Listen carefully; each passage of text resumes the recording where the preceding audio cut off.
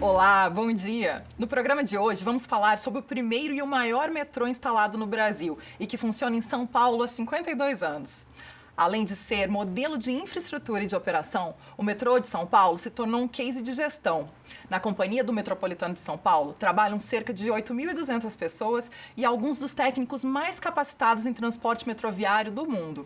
Nós viemos à capital paulista para conversar com os gestores que estão comandando essa grande mudança de gestão na companhia, buscando torná-la ainda mais eficiente e autossustentável. Vamos contar agora um pouco da história do metrô de São Paulo e apontar as principais mudanças que estão em curso. Confira a reportagem. Alfredo e Marisa estão planejando a nova distribuição dos espaços de trabalho da equipe administrativa do metrô de São Paulo. Muitos andares ficaram vagos depois que a empresa adotou o teletrabalho durante a pandemia. O impacto nos espaços físicos será bastante significativo. Esse prédio da Augusta, que é próprio nosso, será integralmente desocupado e será colocado à venda, que é excelente, e os outros 3 prédios do centro serão desocupados e ficaremos exclusivamente neste edifício. O processo de reorganização está em curso e mesas vazias se tornaram rotina depois que quase 4.000 profissionais passaram a cumprir suas tarefas em casa. A gente precisou se reinventar muito rapidamente, mas a adaptação de todos, de fato, nos surpreendeu bastante. Foi muito rápido. Todos se readequaram, começaram a trabalhar. A produtividade, que era o nosso grande receio, ela aumentou.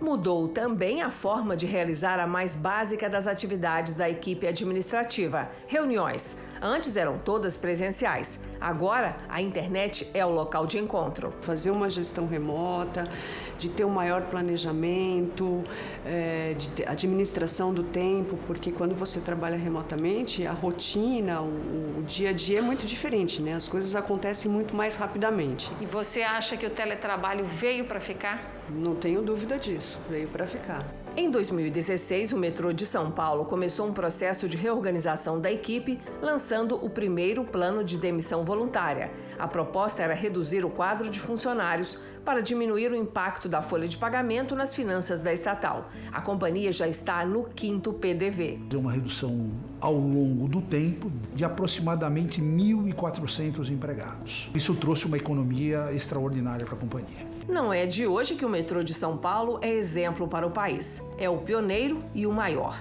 São 101 quilômetros de linhas férreas atendendo cerca de 4 milhões de passageiros por dia.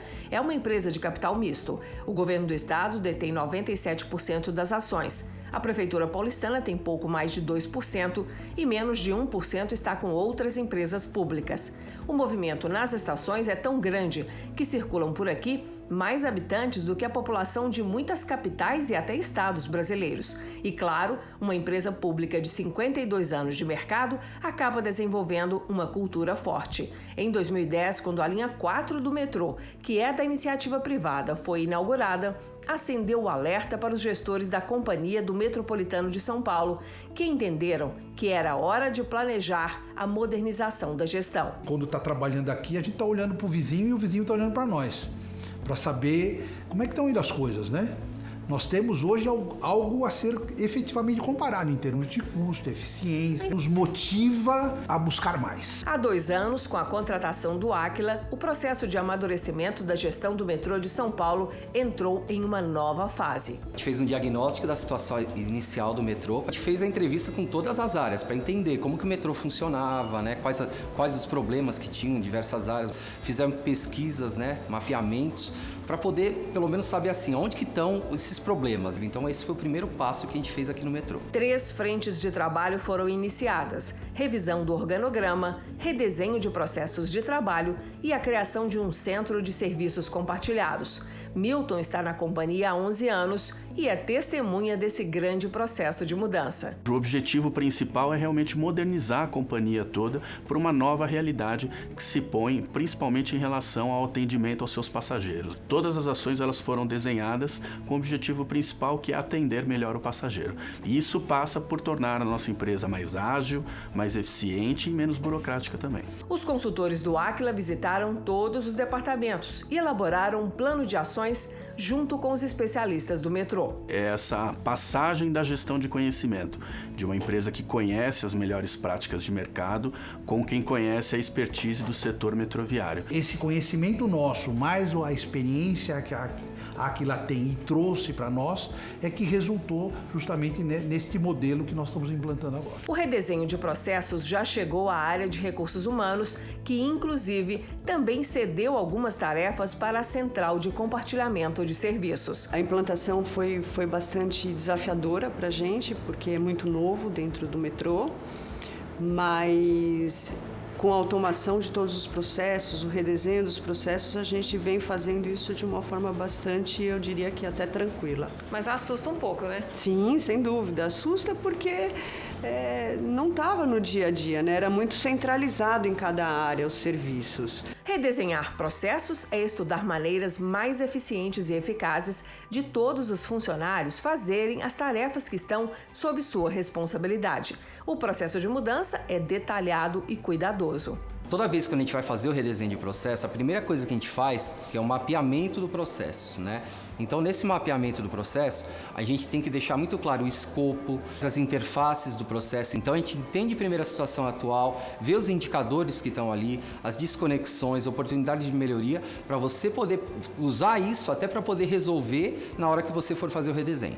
De tempos em tempos, mesmo empresas competentes precisam rever seus processos, pois novas tecnologias chegam ao mercado e também as metodologias são aprimoradas. O resultado do amadurecimento da gestão é uma empresa com respostas mais rápidas e qualificadas. Ela é mais leve, mais ágil e consegue entregar melhores resultados. Uma demanda que já está unificada no novo Centro de Serviços Compartilhados é o transporte de funcionários, de técnicos e de insumos. A gestão de frotas ela acabava sendo descentralizada na companhia.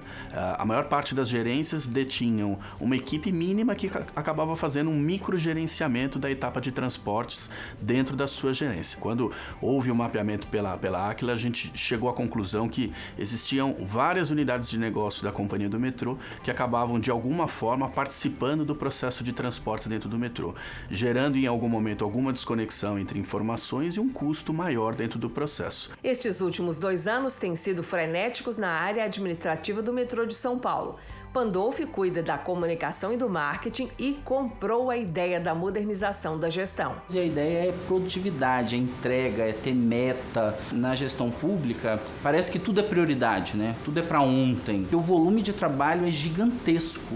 E o que é prioridade? Tudo é prioridade, porque você está fazendo uma prestação de serviço onde a necessidade é urgente. Pandolfi comanda 31 canais diferentes de comunicação com os trabalhadores do metrô, passageiros e também com a comunidade que mora ou trabalha no entorno das operações do metrô. É muito conteúdo que a gente tem que gerar para a gente poder informar, não só 8.2 mil funcionários, mas também um público que quando chega no seu ápice chega a 4 milhões de pessoas dia. A área de comunicação só está começando a estruturar as mudanças e muitas etapas ainda vêm por aí. Porque eu preciso desenhar funções, eu preciso desenhar processos e aí eu preciso muito da ajuda de vocês lá, né, da Aquila, e a gente está aí diuturnamente fazendo esse trabalho. Outra frente de trabalho do Aquila dentro do metrô de São Paulo é a revisão do organograma, buscando reduzir a quantidade de níveis de chefia. Qual que é o maior desafio de tentar horizontalizar uma empresa que está no mercado há 52 anos,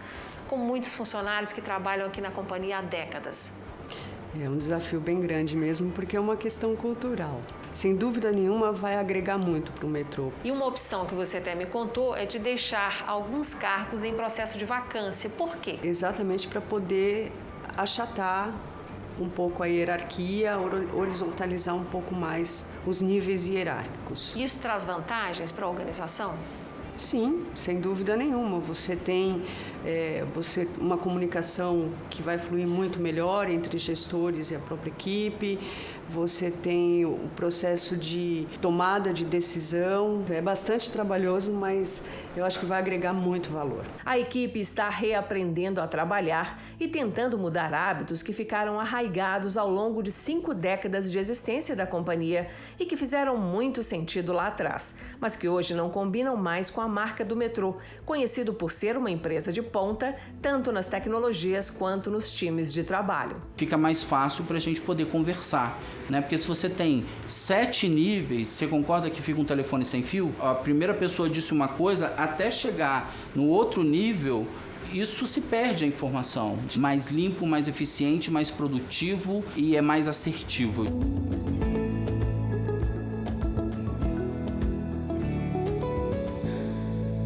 Para entendermos mais sobre esse momento atual do metrô de São Paulo e sobre a revolução que está sendo feita na gestão, eu converso agora com o presidente da organização, Sivani Pereira. Ele acumula uma larga experiência como gestor na área pública. Já foi secretário executivo do Ministério das Cidades, chefe de gabinete da Presidência da Caixa, foi secretário nacional de Políticas Públicas do Ministério do Trabalho, secretário de Estado em Sergipe nas Secretarias de Saúde, Gestão Estratégica e Desenvolvimento Econômico e Social e ainda superintendente da Caixa Econômica Federal nos estados de Goiás, Sergipe e Espírito Santo, dentre outros cargos. Sivani, bom dia, seja bem-vindo ao nosso programa e muito obrigada por nos receber aqui hoje. Bom dia, Tayana. Eu que agradeço a oportunidade. Eu queria começar falando um pouquinho sobre a sua carreira de gestor. Você escolheu atuar na área pública ou foi levado pelas oportunidades? Tayana, eu comecei a trabalhar na Caixa Econômica Federal. Fiz um concurso, isso em 1981. E com 22 anos eu era gerente de uma agência bancária. Então foi um processo, eu diria, contínuo, né? Um resultado foi levando a outro. Em nenhum momento eu escolhi o setor público ou o setor privado. A Caixa Federal é uma empresa de direito privado e eu tive a oportunidade de me relacionar com várias autoridades, governadores, enfim, políticos, gestores públicos, e isso acabou abrindo oportunidades. Então, sempre que me apresentava um desafio, eu avaliava se era adequado ou não, mas nunca olhando se era na iniciativa privada ou se era no setor público. É lógico que hoje eu tenho já uma formação que eu diria muito mais na área pública, né, do que na área privada. E comparando os desafios do gestor que atua na iniciativa privada com as pessoas que trabalham em órgãos públicos ou empresas, né? Qual é o principal cuidado que você acha que precisa ter na parte pública? Toda empresa, seja ela pública ou privada, ela busca atender à demanda do acionista. Ou seja, você constitui uma empresa, seja governo, seja um empresário, ele visa resultado para o acionista. A grande diferença é que no setor público o seu cuidado é muito maior do que no setor privado. Porque o seu acionista, que é o Estado, na realidade é a população. É o povo que vota e elege os seus governantes. Além disso, você tem um cuidado, porque o dinheiro é público. Então você tem aí um rigor muito maior dos órgãos de controle e tem as leis que te exigem procedimentos, pré-requisitos diferenciados para você fazer a contratação e desenvolver projetos. Então, você tem uma gestão que ela precisa ser muito mais eficiente do ponto de vista de controles internos, de tempos para você poder contratar serviços e desenvolver os trabalhos, do que na iniciativa privada, onde você faz um cheque e implementa uma ação de imediato. E Sivani, você chegou no metrô no começo do ano passado, em um contexto inclusive de mudança, né, de troca de governo. Qual foi o cenário que te colocaram naquele momento sobre o metrô?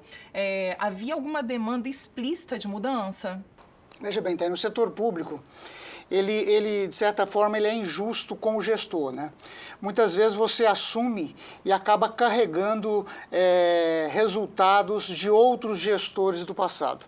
Então, uma das grandes demandas que nós tivemos, e aí do governo, foi não ter obra parada, ou seja, buscar retomar todas as obras e dar celeridade àquelas que estavam em execução.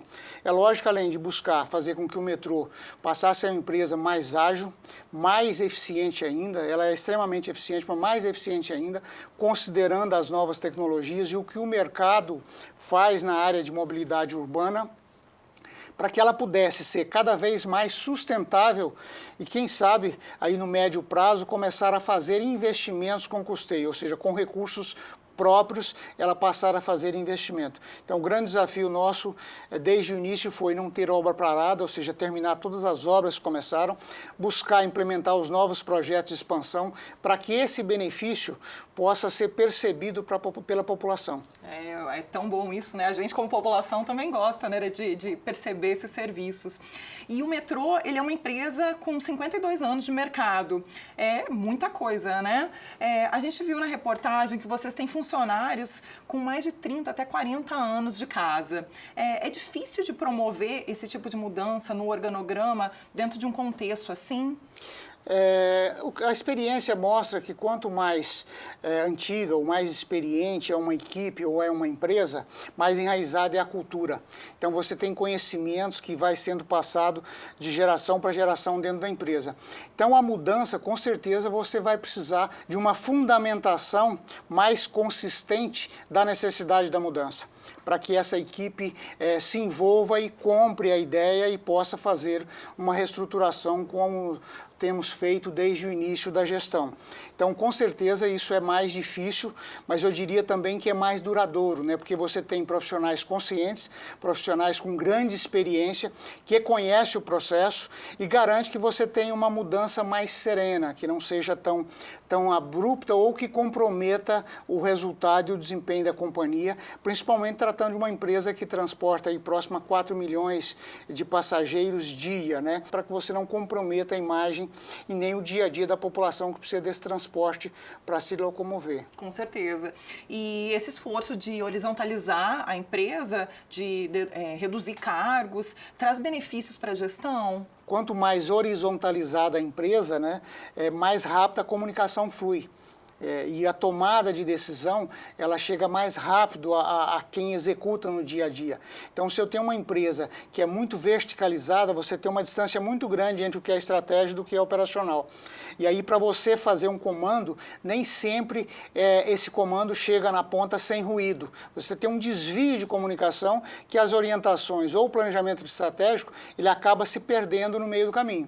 Então, eu acho que a redução dos níveis hierárquicos, você aproxima a gestão de quem, de fato, no dia a dia faz a operação, no nosso caso, a operação e manutenção das nossas linhas, enfim, do serviço que é entregue à população. Silvani, desde 1988 que passou a ser exigida a contratação de funcionários por concurso no metrô. Mas isso não inviabilizou a contratação direta do mercado. Qual a importância de ter essa alternativa para compor a equipe? Nós sempre privilegiamos a equipe interna, né? O metrô tem grandes profissionais, eu diria que em poucas oportunidades nós temos que ir ao mercado. Mas eu acho importante você ter essa brecha, ou seja, ter esse viés de permitir buscar no mercado um profissional. Porque nem sempre você encontra dentro da empresa um profissional que está, dependendo da área de evolução, por exemplo, como tecnologia da informação, nem sempre você consegue encontrar empregado internamente. Aí você vai para o mercado e busca um profissional que tenha conhecimento do que está acontecendo no mercado mundial e possa trazer essa experiência para dentro da empresa. Sempre buscamos trabalhar com um quadro próprio, até para poder otimizar cada vez mais a experiência adquirida ao longo dos anos. Que é ótimo. E, Silvani, faz 2 anos que a nossa equipe de consultores está trabalhando lado a lado com você e sua equipe para ajudar nesse processo de mudança na gestão. Ter profissionais de fora ajudando a pensar, né, sobre essa evolução da companhia, isso acelera os resultados? Eu acho que tem que ser um misto, né? Você não pode trabalhar só com a equipe externa.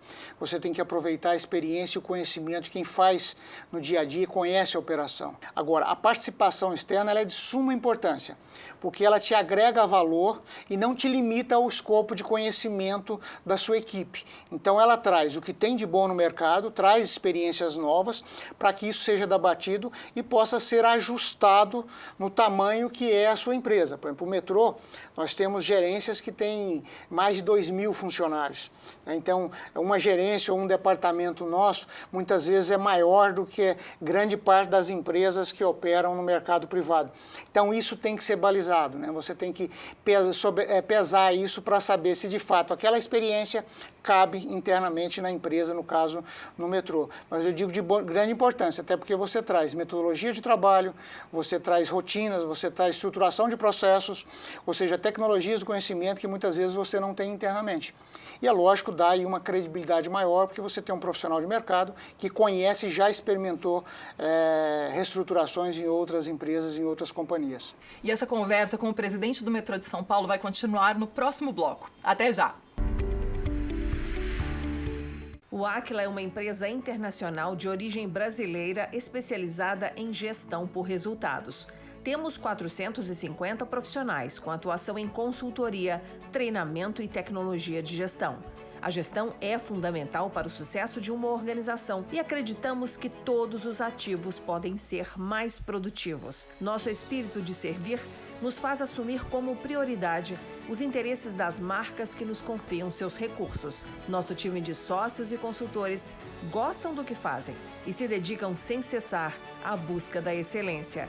Oferecemos soluções avançadas de gestão para que empresas e órgãos públicos no Brasil e em diversos países ganhem mais eficiência e aprimorem sua performance. Nosso conceito de qualidade: lutar continuamente para entregar o melhor produto e prestar o melhor serviço pelo menor custo.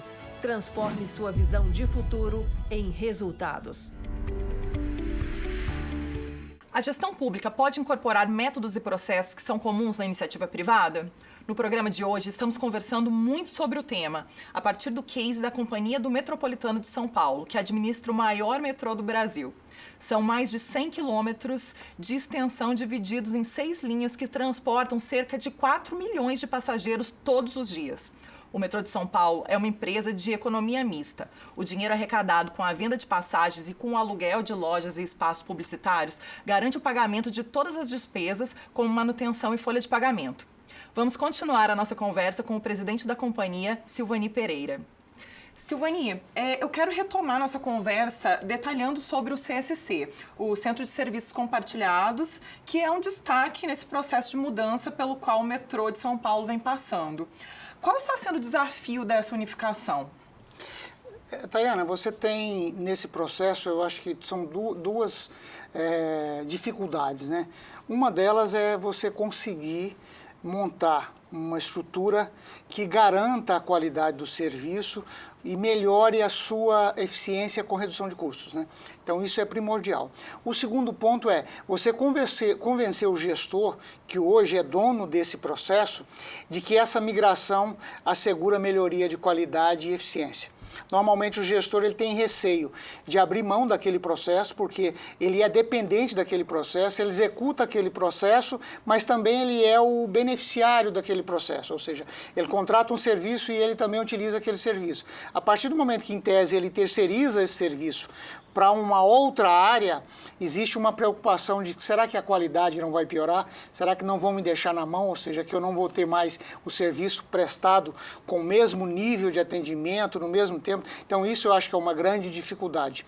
Mas quando você mostra que vem o CSC ou o Centro de Serviços Compartilhados, que não é uma coisa nova, isso é feito há muito tempo, ou seja, aquilo que é repetitivo e que é executado de forma descentralizada em várias áreas e que muitas vezes não agrega muita inteligência, são processos que podem ser bem desenhados, ou seja, rotinas que podem ser descritas, você tem um ganho extraordinário ao centralizar esses processos.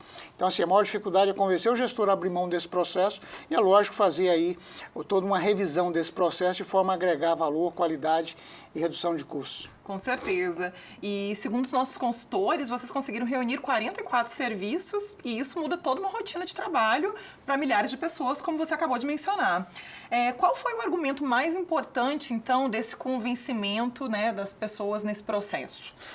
O principal ponto é que cada área se concentre no seu negócio, ou seja, no seu core business. Você tem que ter um foco para desenvolver a sua atividade fim. Nós temos áreas que são finalísticas e muitas vezes fica cuidando de processo de compra. Tá? Então, assim, o principal ponto é que ele tenha um tempo maior, uma dedicação para focar na atividade do dia a dia dele. Tá? É lógico que nós temos que comprovar que essa qualidade de serviço não vai ser prejudicada, não vai ser comprometida.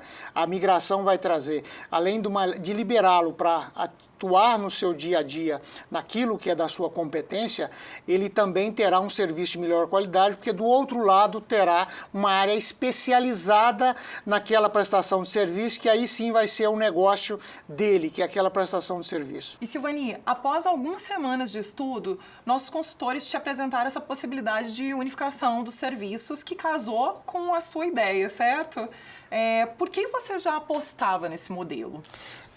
A gestão por processos, né, que tem uma conexão com essa centralização, isso já é implementado em várias empresas há mais de 20 anos. Né? Ou seja, quando você faz uma reestruturação do serviço, você acaba tendo um ganho extraordinário na execução e uma redução de custos.